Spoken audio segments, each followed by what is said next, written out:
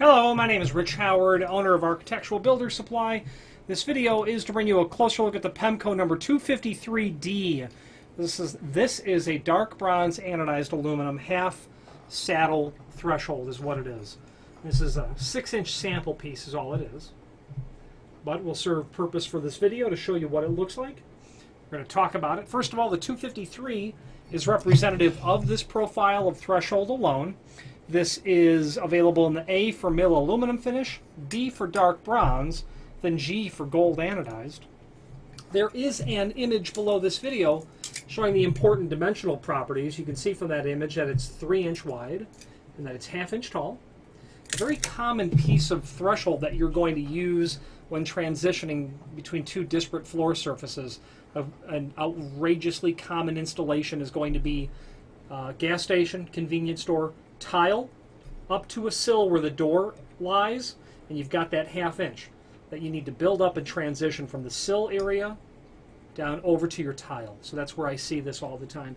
Anywhere where you need to transition a 1/2 inch, but you need it relatively narrow, like 3-inch or 2-inch or 4-inch, and they'll do lots of sizes.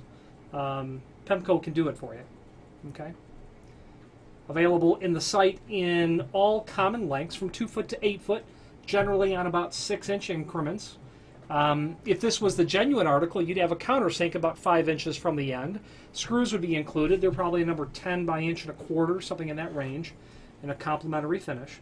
If you have need for a custom length, by all means, just simply let us know by ordering the next longest piece or pieces, and simply indicate in the comment field what net length you want us to ship the item back out at. The point is this: we'll take that length, we will cut it down to the proper length so that you get a nice clean factory edge on the material, but then we'll give you that proper countersink.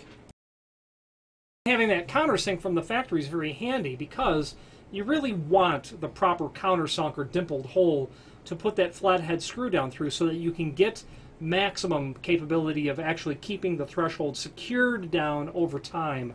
Thresholds take a lot of force this way, laterally.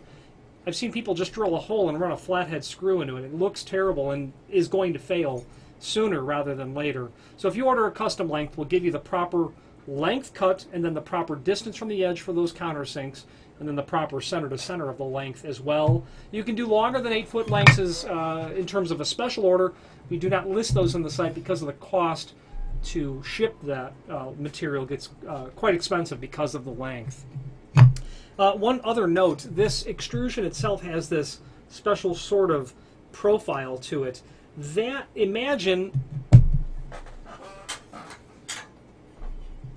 Okay, I don't really have the piece of the section here, but here is an example of where Pemko can manufacture a custom threshold. In this instance, they would run a very dense, thick piece of plastic down through that raceway, and then also slide these two pieces together, and that would give you a thermal break threshold.